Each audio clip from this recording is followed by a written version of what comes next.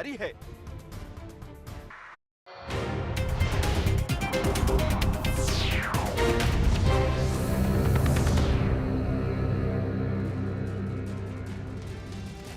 गुजरात में भी कोरोना तेजी से पांव पसार रहा है। पिछले 24 घंटे में कोरोना के 14,120 नए मामले सामने आए हैं, जबकि कोरोना की वजह से 174 लोगों ने दम तोड़ दिया। कई जिलों में कोरोना के मामले थमने का नाम नहीं ले रहे। अहमदाबाद में पिछले एक दिन में 5,740 कोरोना के नए मरीज मिले हैं, जबकि 26 लोगों की मौत हो गई। तो वहीं सूरत में 2,116 नए मरीज मिले हैं और 19 लोगों की कोरोना से जान चली गई। हालांकि पिछले 24 घंटे में 8,595 लोग कोरोना को मात देकर अपने घर जा चुके हैं। फिलहाल राज्य में कोरोना के 1,33,191 एक्टिव मरीज हैं, जिनका इलाज चल रहा है।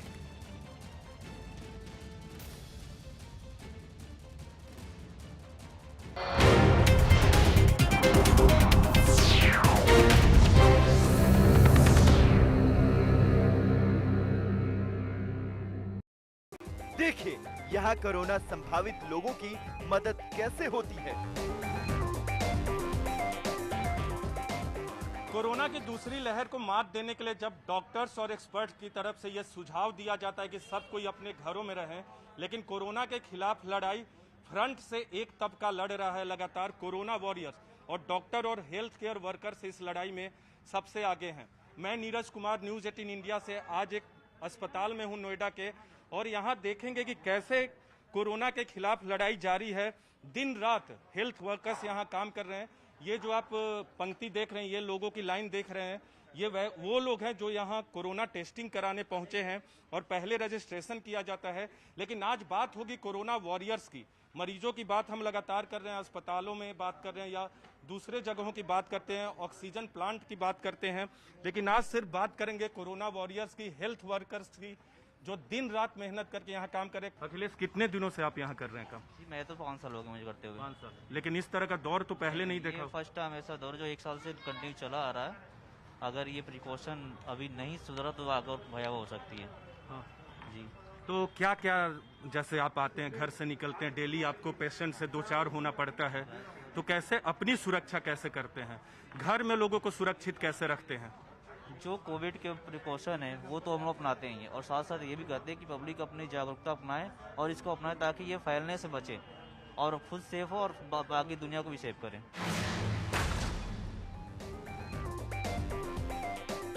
कोरोना के लक्षण आने पर हेल्थ सिस्टम की सबसे पहली कतार में खड़े लोग इस खतरे का सबसे पहला सामना करते हैं। अगर रजिस्ट्रेशन नहीं होगा तो टेस्ट नहीं होगा। यहाँ लोगों की भीड़ हर रोज बढ़ती जा रही है। 12 घंटे लगातार काम करना पड़ता है। ये लोग कई महीनों से अपने परिवार से खुद ही दूर रहते हैं ताकि वायरस का खतरा न फैल सके। कोरोना संक्रमण आप तक न पहुंचे, इसको कैसे सुनिश्चित करते हैं? सर 5-6 घंटे डेली काम करते हैं, लेकिन लोगों को मानते नहीं है। देखिए दूरी नहीं है, दूरी नहीं जी। देख लीजिए, 2 गज की दूरी किसी में नहीं है, गलती सबकी है। थोड़ा पीछे हट जाइए भैया, थोड़ा सा पीछे हट जाइए, दूरी बना लीजिए। मास्क तो सबके चेहरे पे है, लेकिन दूरी यहाँ नहीं है जी। मास्क भी प्रॉपर नहीं मिलता जी। अगर मास्क के लिए बोलते हैं पब्लिक से तो पीटने के लिए आते हैं। तो ये तो बहुत चुनौती है आप लोग के लिए कि सामाजिक दूरी भी ना हो, मास्क भी प्रॉपर तरीके से अगर न लगाया हो तो। और क्या करते हैं, कैसे घर में डर लगता है? हाँ जी सर, अकेले रहते हैं ऊपर जी। और क्या क्या घर में क्या करते हैं बतौर corona warriors, health care workers, आप लोग क्या करते हैं कि कोरोना आप तक न पहुंचे? सर एक तो हम परिवार से दूर रहते हैं। कोरोना संकट के बीच पश्चिम बंगाल में आज 8वें और आखिरी चरण के लिए वोटिंग। 4 जिलों की 35 सीटों के लिए डाले जाएंगे वोट। बंगाल में नहीं थम रहा कोरोना का कहर। पिछले 24 घंटे में रिकॉर्ड 17,207 नए मरीज सामने आए, जबकि 77 लोगों ने दम तोड़ा। पूर्व टीएमसी विधायक गौरीशंकर दत्ता का भी कोरोना से निधन। कोरोना से जंग में भारत के साथ आया रूस। रूस के राष्ट्रपति पुतिन ने फोन पर की पीएम मोदी से बात। पीएम ने सहयोग के लिए पुतिन का जताया आभार। ऑक्सीजन सप्लाई के मुद्दे पर दिल्ली हाईकोर्ट ने केजरीवाल सरकार को लगाई फटकार। सेना की मदद लेने की दी सलाह। शवों को एम्बुलेंस की बजाय डीटीसी की बसों से ले जाने की दी नसीहत। 1 मई से होने वाले 18 साल से ज्यादा उम्र के लोगों के वैक्सीनेशन के लिए ऑनलाइन रजिस्ट्रेशन शुरू। अब तक 1 करोड़ से ज्यादा लोगों ने दर्ज करवाए अपने नाम। सीरम इंस्टीट्यूट ने कोविशील्ड वैक्सीन की कीमत 25% घटाने का किया ऐलान। अदार पूनावाला ने कहा, अब राज्यों को 400 की बजाय 300 रुपए की मिलेगी एक डोज। महाराष्ट्र में तमाम सख्तियों के बावजूद नहीं थम रहा कोरोना का कोहराम। पिछले 24 घंटे में 63,000 से ज्यादा नए मरीज मिले, तो वहीं 985 लोगों की गई जान।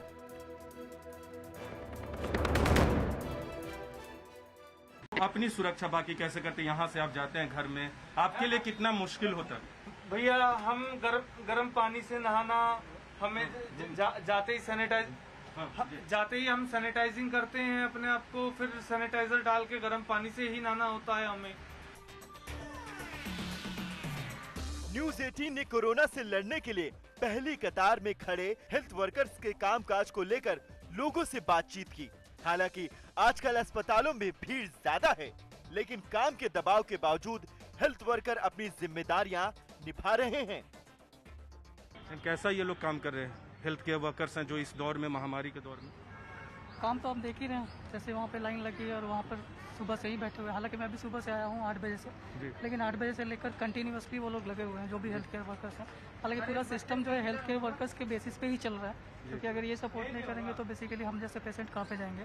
तो ऑब्वियसली काम तो कर रहे हैं और सही है, और मुझे लगता है कि लेकिन फिर भी दबाव है अस्पतालों पे हेल्थ केयर वर्कर्स पे। इसलिए होगा क्योंकि अभी आप देख रहे हैं कि कोरोना का केसेस कितना ज़्यादा बढ़ रहा है, तो जिस तरह से काउंट बढ़ेंगे उस तरह से पेशेंट बढ़ रहे हैं, पेशेंट बढ़ने के कारण दबाव तो होता ही है सर। इस बार कोरोना का कहर बहुत ज्यादा है। मरीजों और मरने वालों के आंकड़े बहुत तेजी से बढ़ रहे हैं। इसलिए इस बार कई कोरोना मरीजों को एम्बुलेंस में घर से अस्पताल या एक हॉस्पिटल से दूसरे हॉस्पिटल में शिफ्ट करने की जरूरत पड़ रही है।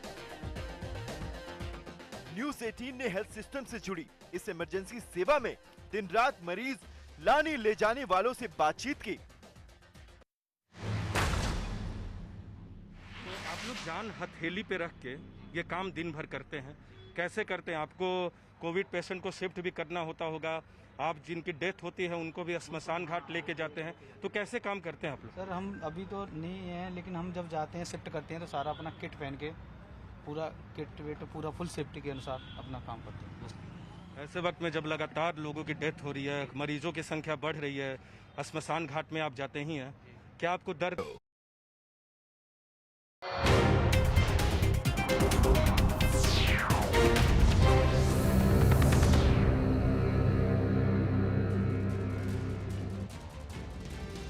नमस्ते, मैं हूं फराह खान और आप देख रहे हैं आज की ताज़ा खबर। कोरोना का खतरा लगातार तेजी से बढ़ रहा है। कोरोना के खिलाफ इस जंग में मास्क ही सबसे बड़ा हथियार है। न्यूज 18 सबसे अपील करता है कि मास्क जरूर पहने। न्यूज 18 ने मास्क के लिए एक मुहिम भी शुरू की है, #मास्क पहनो इंडिया। न्यूज 18 आप सबसे यही अपील करता है कि मास्क जरूर पहने, क्योंकि सावधानी ही सबसे बड़ा बचाव है। चलिए आगे बढ़ते हैं। महाराष्ट्र में कोरोना की रोकथाम के लिए लागू तमाम पाबंदियों के बावजूद हालात में कोई सुधार नहीं होता दिख रहा। राज्य में कोरोना की वजह से मरने वालों का आंकड़ा बढ़ता ही जा रहा है। आपको बता दें, महाराष्ट्र में पिछले 24 घंटे में 985 लोगों की जान चली गई। ये एक दिन में कोरोना से मरने वालों का अब तक का सबसे बड़ा आंकड़ा है। वहीं पिछले एक दिन में 63,309 कोरोना के नए मरीज सामने आए हैं। अच्छी बात यह है कि पिछले 24 घंटे में 61,181 मरीज ठीक होकर अपने घर लौट चुके हैं। वहीं मुंबई में भी एक बार फिर कोरोना के मामलों में तेजी आई है। शहर में कोरोना के 4,966 नए मरीज मिले हैं, जबकि कोरोना की वजह से मुंबई में 78 लोगों ने अपनी जान गंवा दी।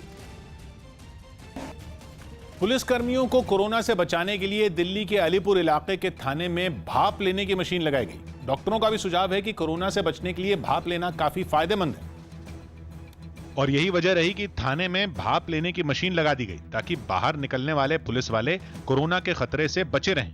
इस मशीन के स्विच को पैर से दबाते ही भाप निकलने लगती है और एक साथ 2 लोग इसका फायदा उठा सकते हैं।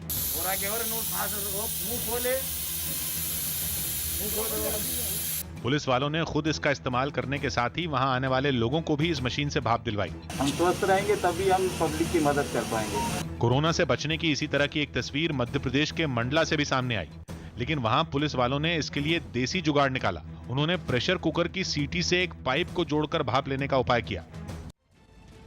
मध्य प्रदेश के रीवा में लॉकडाउन का सख्ती से पालन करवाने के लिए प्रशासन ने वहां रेहड़ी लगाने वालों पर कार्रवाई की। प्रशासन की इस कार्रवाई का सबसे ज्यादा असर रेहड़ियों पर सब्जी और फल बेचने वालों पर पड़ा, क्योंकि नगर निगम के अधिकारियों को सड़क पर जितनी भी रेहड़ियां नजर आईं, उसने तुरंत उन्हें कब्जे में ले लिया। प्रशासन की टीम अपने साथ एक ट्रक को लेकर वहां पहुंची, जिसमें एक एक कर सभी रेहड़ियों को रखा गया। कई लोगों ने अपनी रोजी रोटी का हवाला देते हुए प्रशासन के अधिकारियों से रहम की गुहार भी लगाई, लेकिन कोरोना नियमों का हवाला देते हुए किसी को नहीं बख्शा गया।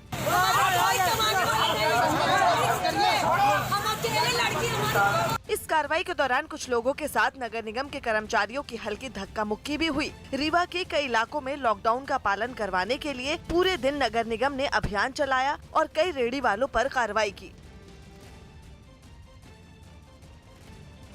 डिविलियर्स भी आईपीएल में सबसे तेज 5000 रन बनाने वालों में शामिल हो गए। एबी डिविलियर्स आईपीएल में सबसे तेज 5000 रन बनाने वाले तीसरे खिलाड़ी बन गए। उन्होंने 161 पारियों में कामयाबी हासिल की। इससे पहले विराट कोहली और ऑस्ट्रेलियाई खिलाड़ी डेविड वार्नर के नाम यह रिकॉर्ड दर्ज है। रक्षा के क्षेत्र में रिसर्च करने वाली संस्था डीआरडीओ देश में अगले 3 महीने में 500 मेडिकल ऑक्सीजन प्लांट लगाएगी। रक्षा मंत्रालय ने इस बात की जानकारी दी। साथ ही यह भी बताया गया कि ये सभी प्लांट पीएम केयर्स फंड के तहत लगाए जाएंगे।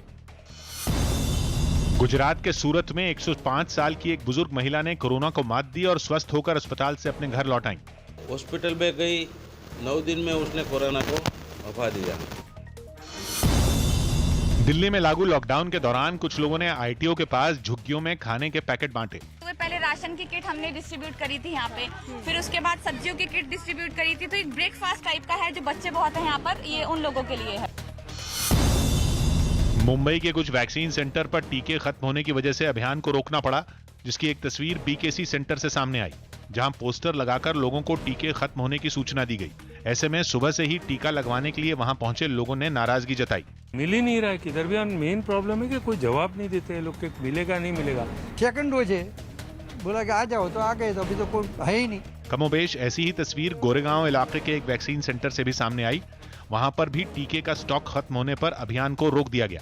मुंबई में कुछ वैक्सीनेशन सेंटर पे ऐसे हालात आ गए कि 45 के ऊपर उम्र वाले जो वैक्सीन का दूसरा प्रोसेस है, वहां पर उन्हें वैक्सीन नहीं मिल पा रही है। कोरोना संकट के बीच भारत की मदद के लिए आगे आए कई देशों में एक रूस के राष्ट्रपति व्लादिमीर पुतिन से प्रधानमंत्री नरेंद्र मोदी ने बात की। बातचीत के दौरान दोनों देशों में इस महामारी से निपटने के साथ ही द्विपक्षीय संबंधों को बढ़ाने पर भी चर्चा हुई।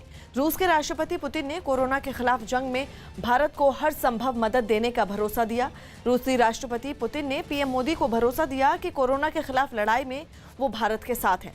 वहीं पीएम मोदी ने रूस की तरफ से मिली मदद और सहयोग के लिए उन्हें धन्यवाद भी कहा। इसी बीच दोनों देशों ने 2+2 वार्ता शुरू करने का भी फैसला किया है। कोरोना की जांच में तेजी लाने के लिए अब टेस्ट के कुछ और तरीकों को इजाजत दे दी गई। न्यूज़ 18 के रवि सिंह की रिपोर्ट है कि वायरस की जांच के लिए मेडिकल क्षेत्र में रिसर्च करने वाली संस्था आईसीएमआर ने 6 तरह के दूसरी प्रक्रिया को मंजूरी दे दी, जिसके लिए अलग अलग देशों में मौजूद किट का इस्तेमाल भारत में किया जाएगा और ऐसी किट या इन तरीकों से जांच करने को देश में अलग से मान्यता देने की जरूरत नहीं होगी। यानी इनके जरिए किए टेस्ट की रिपोर्ट मान्य होगी। अभी आरटीपीसीआर और रैपिड एंटीजन टेस्ट के जरिए ही कोरोना की जांच की जाती है। पटना के एक निजी अस्पताल में एक मरीज के घर वालों ने अस्पताल प्रबंधन पर मनमाने पैसे वसूलने का आरोप लगाते हुए जमकर हंगामा किया। हंगामे से पहले अस्पताल प्रबंधन ने मरीज के घर वालों को बहुत देर तक समझाने की कोशिश की, लेकिन गुस्साए लोगों ने उनकी एक न सुनी और कुछ ही देर में वहां गाली गलौज के साथ धक्का मुक्की शुरू हो गई।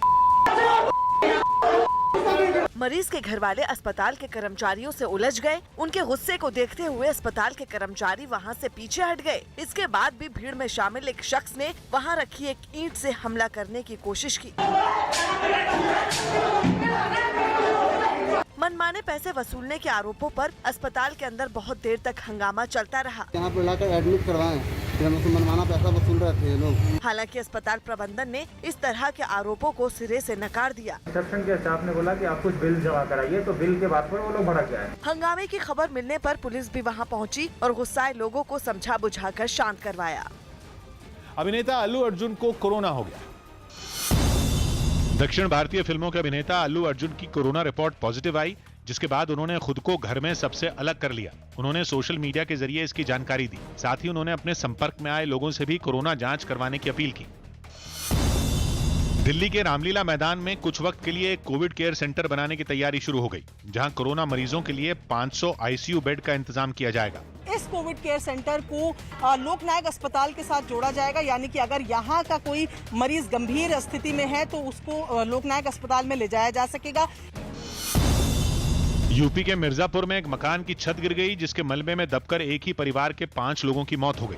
माननीय मुख्यमंत्री जी द्वारा इसमें 2-2 लाख रुपए प्रत्येक मृतक को कुल 10 लाख रुपए की आर्थिक सहायता की भी घोषणा की गई है। आईपीएल में न्यूजीलैंड के तेज गेंदबाज स्कॉट कुगलाइन आरसीबी की ओर से खेलेंगे। उन्हें केन रिचर्डसन की जगह टीम में शामिल किया गया। हाल ही में केन रिचर्डसन ने निजी वजहों का हवाला देते हुए अपने देश ऑस्ट्रेलिया लौटने का फैसला लिया था।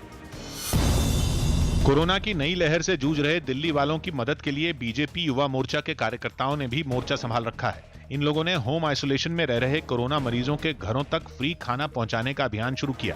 इस वक्त हम शाहदरा में मौजूद हैं, जहां पर चल रही है दिल्ली बीजेपी की युवा मोर्चा की रसोई, जहां फिलहाल आप देख रहे हैं कि दिन का खाना पैक हो रहा है।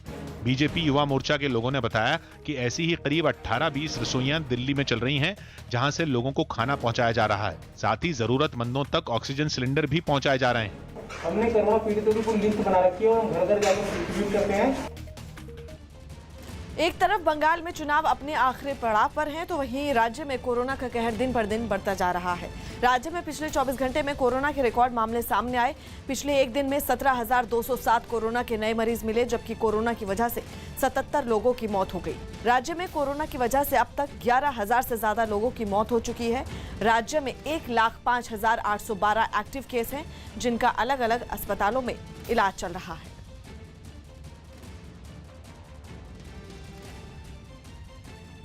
पश्चिम बंगाल में कोरोना की रफ्तार तेजी से बढ़ रही है। वहीं कोरोना की वजह से पूर्व टीएमसी विधायक गौरी शंकर दत्ता का निधन हो गया। तिहत्ता विधानसभा सीट से विधायक रहे गौरी शंकर दत्ता हाल ही में टीएमसी छोड़कर बीजेपी में शामिल हो गए थे। 70 साल के गौरी शंकर की कोरोना रिपोर्ट पॉजिटिव आई थी, जिसके बाद उनका इलाज चल रहा था, लेकिन उन्हें बचाया नहीं जा सका। अमेरिका के लॉस एंजलिस में पॉप स्टार ब्रिटनी स्पीयर्स के एक कानूनी मामले की सुनवाई से पहले उनके फैन अदालत के बाहर ही जुट गए। 2008 में एक कोर्ट ने ब्रिटनी स्पीयर्स के पिता को उनका संरक्षक बनाया था और उन्हें गायिका की निजी जिंदगी और वित्तीय मामलों की देखरेख का जिम्मा सौंपा था। लेकिन ब्रिटनी स्पीयर्स नहीं चाहती कि उनके पिता उनके संरक्षक बने रहें, इसलिए अदालत में कानूनी लड़ाई चल रही है। ऐसे में जब एक बार फिर केस की सुनवाई का दिन आया तो ब्रिटनी स्पीयर्स को चाहने वाले कई लोग उन्हें समर्थन देने के लिए अदालत के बाहर पहुंच गए। उन्होंने जोरदार नारेबाजी करते हुए मार्च निकाला और ब्रिटनी स्पीयर्स को उनके पिता से आजाद कराने की मांग की।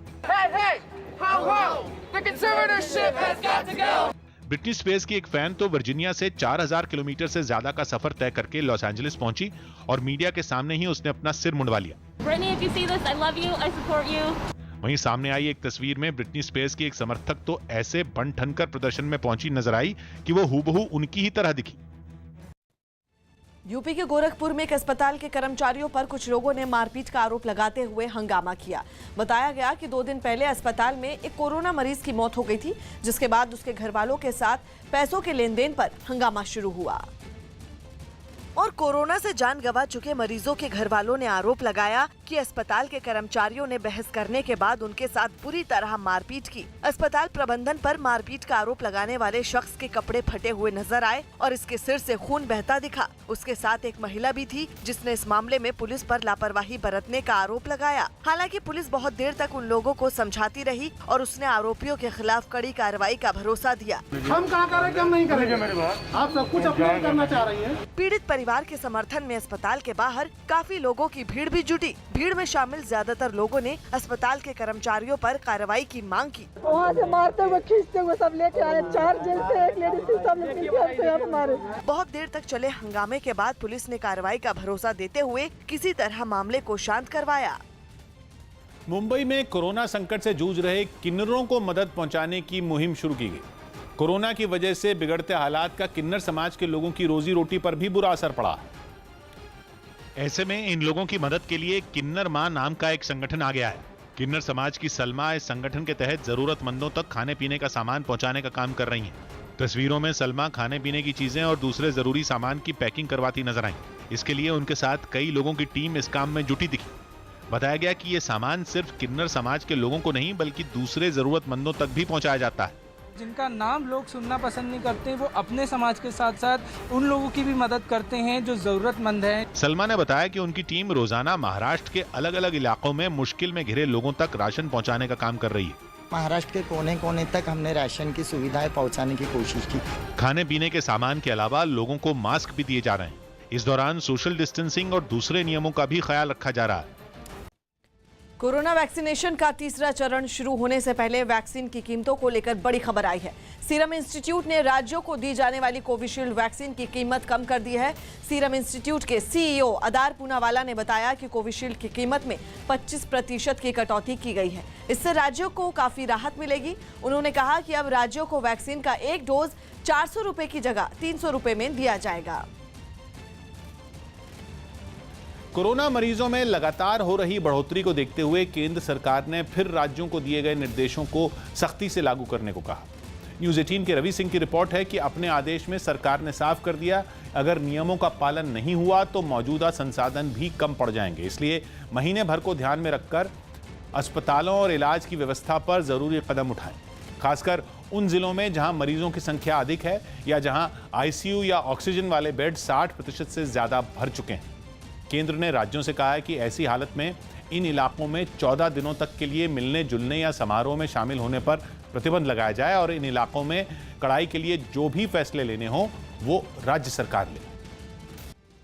महाराष्ट्र ही नहीं बल्कि दिल्ली में भी कोरोना से हालात बदतर होते जा रहे हैं। दिल्ली में पिछले 24 घंटे में कोरोना के जो आंकड़े सामने आए हैं उसके बाद राज्य सरकार की नींद एक बार फिर उड़ सकती है। दिल्ली में पिछले 24 घंटे में कोरोना के 25,986 नए मरीज सामने आए हैं, जबकि कोरोना की वजह से 368 लोगों की मौत हो गई।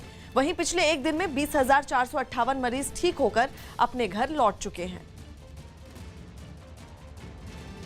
दिल्ली हाईकोर्ट ने रेमडेसिविर के इस्तेमाल पर केंद्र सरकार के नए प्रोटोकॉल पर नाराजगी जताई। न्यूज़ 18 के अमित सिंह की रिपोर्ट है कि सुनवाई के दौरान जस्टिस प्रतिभा सिंह ने सिर्फ ऑक्सीजन पर निर्भर मरीजों को ही रेमडेसिविर इंजेक्शन देने की इजाजत वाले नियम को अविवेकपूर्ण बताया और पूछा कि इसका मतलब तो यह हुआ कि जिसको ऑक्सीजन नहीं मिली तो उसे यह दवा भी सरकार नहीं देगी। नाराज जस्टिस प्रतिभा सिंह ने तो यहां तक कह दिया कि महज इंजेक्शन की कमी की वजह से नियम बदलने से ऐसा लगता है कि सरकार चाहती है कि लोग मर जाएं। इस मामले में दिल्ली हाईकोर्ट ने कल तक केंद्र सरकार से जवाब मांगा है। एक वकील ने दवा की कालाबाजारी को लेकर अदालत को जानकारी दी थी, जिसके बाद सरकार से जवाब तलब किया गया। उत्तर प्रदेश में भी कोरोना का कोहराम लगातार जारी है। राज्य में पिछले 24 घंटे में कोरोना के 29,824 नए मरीज मिले हैं, लेकिन अच्छी बात यह रही कि कोरोना से जंग जीतकर घर लौटने वालों की संख्या ज्यादा रही। पिछले 24 घंटे में 35,903 मरीज ठीक होकर अपने घर जा चुके हैं। हालांकि कोरोना की वजह से 266 लोगों की जान भी चली गई है। प्रदेश में सबसे ज्यादा कोरोना मरीज लखनऊ में मिले हैं, जिनकी संख्या 3,759 रही, जबकि इस दौरान 6,214 लोग कोरोना को मात देकर अपने घर चले गए। कोरोना संकट की इस घड़ी में कई लोग फ्री ऑक्सीजन देकर जरूरतमंदों की मदद करने में जुटे हैं। इस महामारी के बढ़ते मरीजों के साथ ही देश भर में ऑक्सीजन सिलेंडर की मारामारी है, लेकिन इस मुश्किल वक्त में भी कई लोग मदद करने से पीछे नहीं हट रहे।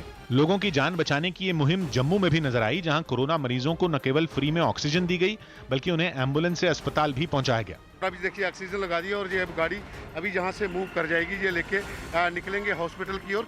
खबर है कि कई लोग वहां इस काम में जुटे हैं, जो मरीजों के फोन आते ही उनकी मदद के लिए उनके घर पहुंच जाते हैं। इसी तरह की तस्वीर दिल्ली के पास हरियाणा के गुरुग्राम से भी सामने आई। लोगों की परेशानी को देखते हुए कुछ ऑक्सीजन प्लांट ने जिला प्रशासन की मदद से वहां फ्री में ऑक्सीजन देने का बीड़ा उठाया। रोजाना हजारों ऑक्सीजन सिलेंडर अलग अलग अस्पतालों में भिजवाए जा रहे हैं ताकि कोरोना मरीजों की जान बचाई जा सके। बिहार में कोरोना के मामले तेजी से बढ़ने के बाद राज्य में और सख्ती बढ़ा दी गई है। राज्य में फिलहाल लॉकडाउन नहीं लगाया गया है, लेकिन गाइडलाइंस में बदलाव किए गए हैं। नाइट कर्फ्यू शाम 6 बजे से सुबह 6 बजे तक रहेगा। हालांकि सभी दुकानें शाम 4 बजे तक ही खुली रहेंगी। नए दिशा निर्देशों के मुताबिक अब शादी समारोह में 50 लोग ही शामिल हो सकेंगे, जबकि अंतिम संस्कार में 20 लोगों के शामिल होने की अनुमति दी गई है। पिछले 24 घंटे की बात करें तो राज्य में 13,374 कोरोना के नए मरीज मिले हैं और इस बीच कोरोना की रोकथाम के लिए राज्य में खाली पड़े पदों पर डॉक्टरों की बहाली की प्रक्रिया भी शुरू हो गई है। उत्तर प्रदेश में पंचायत चुनाव में कोरोना नियमों की अनदेखी पर इलाहाबाद हाई कोर्ट ने सख्त रुख दिखाया। न्यूज़ 18 के अजीत सिंह की रिपोर्ट है कि हाई कोर्ट ने पंचायत चुनाव की ड्यूटी में लगे लोगों की मौत की खबर का संज्ञान लिया और राज्य के चुनाव आयोग को नोटिस भेजकर सवाल पूछा कि चुनाव आयोग बताए कि वो कोरोना नियमों का पालन कराने में क्यों फेल हुआ और उसके खिलाफ क्यों ना कार्रवाई की जाए। हरियाणा में भी कोरोना ने रफ्तार पकड़ ली है। पिछले 24 घंटे में 12,444 कोरोना के नए केस सामने आए हैं। वहीं कोरोना की वजह से राज्य में 95 लोगों की मौत हो गई। राज्य में सबसे ज्यादा कोरोना के मामले गुरुग्राम में 2,934 मिले। कोरोना से बिगड़ते हालात के बीच राज्य के स्वास्थ्य मंत्री अनिल विज ने MBBS और PG के छात्रों को भी कोरोना के खिलाफ जंग में उतारने के आदेश जारी किए हैं और इसके साथ ही उन्होंने सभी जिला उपायुक्तों को कोरोना मरीजों के लिए बेड बढ़ाने और अस्थायी अस्पताल बनाने का आदेश भी दिया है। हमारे पास डायल 112 की गाड़ियां खड़ी थी, वो अभी शुरू होना था, तो अब क्योंकि ये एक तरह से आपातकाल है तो इसमें कहीं पर ट्रांसपोर्टेशन में मरीजों को कोई दिक्कत ना आए, तो मैंने हर ज़िले में 20-20 गाड़ियाँ 112 की बिल्कुल नई गाड़ियाँ हैं, उनमें स्ट्रेचर लगे हुए हैं वो ताकि वे एज एम्बुलेंस यूज़ हो सकें। सभी जिलों को कहीं कोई जिला और मांगेगा और भी देंगे।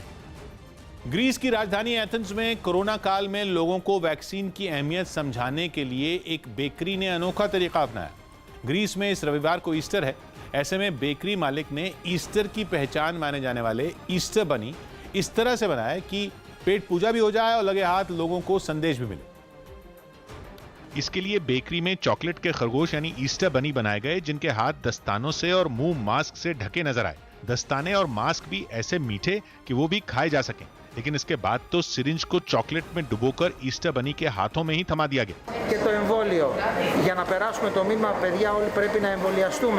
बेकरी ने कोशिश की कि लोग वैक्सीन थामे ईस्टर बनी को देखकर ही कोरोना का टीका लगवाने के लिए प्रेरित हों और उसकी ये कोशिश कामयाब भी हुई। बेकरी में पहुंचा हर ग्राहक ईस्टर बनी को देखकर रुक गया और उन्हें टकटकी लगाए देखता रहा। गुजरात में भी कोरोना तेजी से पांव पसार रहा है। पिछले 24 घंटे में कोरोना के 14,120 नए मामले सामने आए हैं, जबकि कोरोना की वजह से 174 लोगों ने दम तोड़ दिया। कई जिलों में कोरोना के मामले थमने का नाम नहीं ले रहे। अहमदाबाद में पिछले एक दिन में 5,740 कोरोना के नए मरीज मिले हैं, जबकि 26 लोगों की मौत हो गई। वहीं सूरत में 2,116 नए मरीज मिले हैं और 19 लोगों की कोरोना से जान चली गई। हालांकि पिछले 24 घंटे में 8,595 लोग कोरोना को मात देकर अपने घर जा चुके हैं। फिलहाल राज्य में कोरोना के 1,33,151 एक्टिव मरीज हैं जिनका इलाज चल रहा है। महाराष्ट्र के नासिक रोड रेलवे स्टेशन से रोंगटे खड़े कर देने वाला एक वीडियो सामने आया जिसमें चलती ट्रेन में चढ़ने की कोशिश कर रहे एक यात्री की जान पर बना, क्योंकि गोदान एक्सप्रेस में सवार होने की कोशिश कर रहे इस यात्री का पैर फिसल गया और वो ट्रेन के अंदर जाने के बजाय प्लेटफॉर्म और ट्रेन के बीच में ही फंस गया। ये देख रेलवे पुलिस के जवानों ने उसका हाथ पकड़ने की कोशिश की, मगर हाथ पकड़ में नहीं आया। फिर भी रेलवे पुलिस के जवानों ने हार नहीं मानी और ट्रेन के साथ घिसट रहे इस यात्री को बचाने के लिए दौड़ पड़े। यात्री की जान मुश्किल में देख ट्रेन को फौरन रोक दिया गया, तब जाकर उसकी जान बच पाई। वैक्सीन लगवाने के लिए 18 साल से ज्यादा उम्र के लोगों को अपना नाम रजिस्टर करवाने में शुरुआती दिक्कतों का सामना करना पड़ा। टीका लगवाने के लिए शाम 4 बजे से कोविन प्लेटफॉर्म में रजिस्ट्रेशन शुरू कर दिया गया, लेकिन इसके चालू होते ही काफी बड़ी तादाद में लोगों ने रजिस्ट्रेशन कराना शुरू कर दिया, जिससे यह प्लेटफॉर्म थोड़ी देर के लिए धीमा हो गया। इसके लिए लोगों के नंबर की जांच करने के लिए उनके फोन पर एक OTP भेजा गया, लेकिन कई लोगों को ये OTP ही वक्त पर नहीं मिला। हालांकि जल्द ही ये दिक्कत दूर हो गई और वैक्सीन के लिए रजिस्ट्रेशन शुरू हो गया। www.cowin.gov.in पे जाके 18 साल से अधिक उम्र के लोग इस पे अपना पंजीकरण करा सकते हो। कई लोग तो काफी पहले से ही शाम के 4 बजने का इंतजार कर रहे थे और जैसे ही 4 बजे ये लोग अलग अलग तरीकों से अपना नाम दर्ज करवाने में जुट गए। इसके लिए किसी ने आरोग्य सेतु ऐप का सहारा लिया तो किसी ने कंप्यूटर के जरिए कोविन की वेबसाइट पर अपना रजिस्ट्रेशन किया। हमारे पास न्यूज आ गई थी कि ये 4 बजे से आज होगा, तो हम 4 बजे से शुरू हो गए थे इसमें अपने आप को अपलोड करने के लिए। रजिस्ट्रेशन के लिए सभी जरूरी जानकारियां दर्ज करने के बाद टीका लगवाने के लिए अपनी सुविधा का सेंटर और तारीख चुनने को कहा गया। केंद्र सरकार ने 1 मई से टीकाकरण के तीसरे चरण का ऐलान किया, जिसमें 18 साल से ऊपर के सभी लोगों को वैक्सीन लगवाने की इजाजत दी गई। लेकिन इसके लिए कोविन प्लेटफॉर्म पर रजिस्ट्रेशन करना जरूरी होगा, जिसकी औपचारिक शुरुआत भी हो गई और भारी तादाद में लोगों ने इसमें हिस्सा लिया। न्यूज़ 18 के रवि सिंह की रिपोर्ट है कि पहले ही दिन वैक्सीन लगवाने के लिए करीब 80 लाख लोगों ने रजिस्ट्रेशन करवाया। इनमें ज्यादातर रजिस्ट्रेशन शुरुआती 3 घंटे में करवाए गए। हालांकि इसमें किस उम्र के कितने लोग हैं इसका पता नहीं चल पाया। कोरोना महामारी हर रोज हजारों लोगों की जान ले रही है। किसी को ऑक्सीजन की जरूरत है, किसी को अस्पतालों में बेड की, कोई वेंटिलेटर के लिए परेशान है तो कोई इंजेक्शन और दवाओं के लिए जंग लड़ रहा है। लेकिन आफत के इस दौर में कुछ लोग ऐसे भी हैं जिन्हें लठ की जरूरत है। ये हम नहीं बल्कि पुलिस कह रही है और कोरोना के नियम तोड़ने वालों को सड़क पर सरेआम सजा दी जा रही है। कहीं दूल्हे का चालान किया गया तो कहीं नाइट कर्फ्यू तोड़कर बार बालाओं की डांस पार्टी आयोजित की गई। कुछ लोग तो ऐसे भी मिले जो बिना मास्क के घूमते हुए पकड़े गए, लेकिन पुलिस ने गिरफ्तारी किया तो चीख पुकार कर रोने लगे। देखिए कोरोना काल में लोगों की बेहद खतरनाक लापरवाही और ऐसे लोगों पर पुलिस की सख्ती।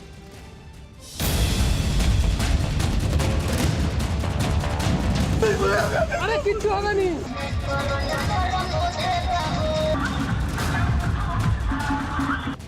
देश भर में कोरोना की लहर थम नहीं रही, लेकिन देश के कई शहरों में लोग खतरनाक लापरवाहियों से बाज नहीं आ रहे हैं।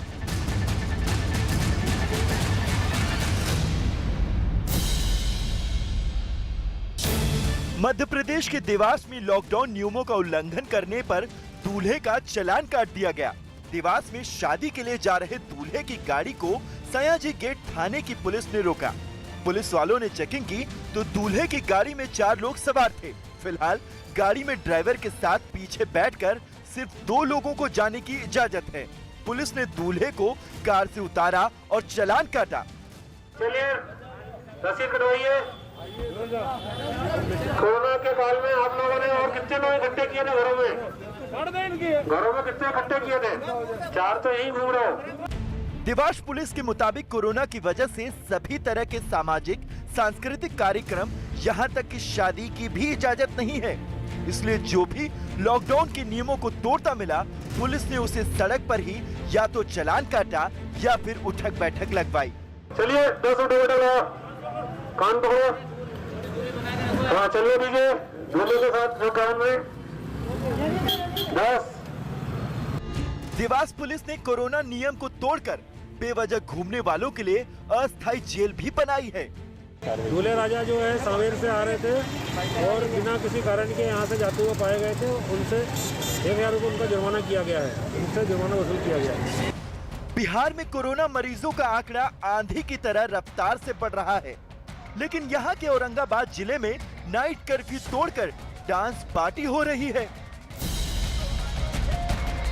कोरोना पीड़ितों को लेकर इससे बड़ी लापरवाही क्या होगी?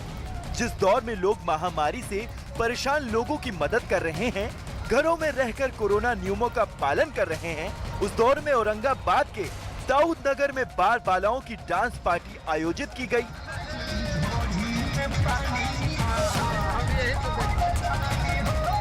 पूरे बिहार में नाइट कर्फ्यू लागू है, लेकिन औरंगाबाद के दाऊद नगर में धनंजय वर्मा नाम के शख्स के घर में बारात आई थी। इस दौरान कोरोना गाइडलाइन का उल्लंघन करते हुए बार बालाओं का डांस आयोजित किया गया। डांस देखने के लिए दर्जनों लोगों की भीड़ जुटी। ज्यादातर लोगों ने मास्क नहीं लगा रखा था और सोशल डिस्टेंसिंग का भी ख्याल नहीं रखा गया। नाइट कर्फ्यू को तोड़कर चल रही डांस पार्टी का वीडियो वायरल हुआ तो प्रशासन ने लड़का और लड़की दोनों पक्षों से पूछताछ के बाद कार्रवाई की बात कही। शादी विवाह में नाच गान या किसी प्रकार का अन्य जलसा कार्यक्रम इत्यादि करके अत्यधिक लोगों की भीड़ इकट्ठा पाई जाएगी तो वर पक्ष और वधू पक्ष दोनों के विरुद्ध कार्रवाई की जाएगी। बिहार के नालंदा में भी कोरोना को लेकर लापरवाही और शर्मनाक तस्वीरें सामने आई। सरकार ने कोरोना रफ्तार कम करने के लिए नाइट कर्फ्यू लागू किया है, लेकिन नालंदा के हिल्सा में बार बालाओं का डांस हुआ।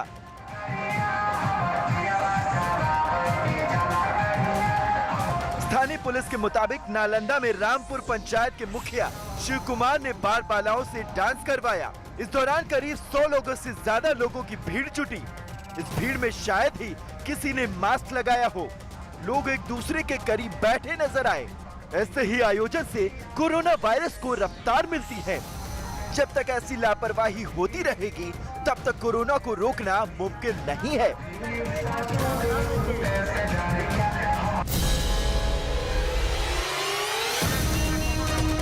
पश्चिम बंगाल के पूर्वी मिदनापुर में कोरोना का कहर टूटा है। अब तक 26,000 लोग कोरोना पॉजिटिव हो चुके हैं।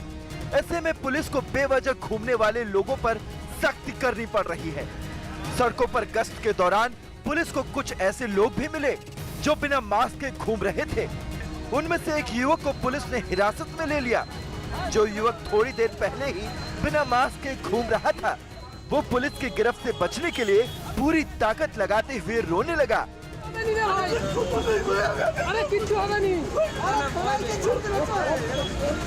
पूर्वी मिदनापुर में पुलिस ने 2 दिनों में ऐसे 192 लोगों को गिरफ्तार किया है। पुलिस का कहना है कि लाउडस्पीकर से लगातार लोगों को कोरोना नियमों का पालन करने के लिए जागरूक किया जा रहा है, लेकिन नियम तोड़ने वालों के खिलाफ एक्शन भी जारी है।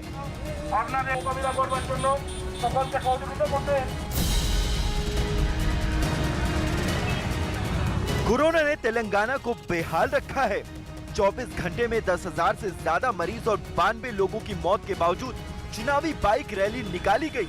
बताया गया कि तेलंगाना बीजेपी के अध्यक्ष पंडित संजय के नेतृत्व में बाइक से रोड शो किया गया। ग्रेटर वारंगल नगर निगम के चुनाव को लेकर भारी भीड़ जुटी। हालांकि लोगों ने मास्क पहना था, लेकिन इस दौरान सोशल डिस्टेंसिंग का पालन बिल्कुल नहीं किया गया। बाइक रैली के बाद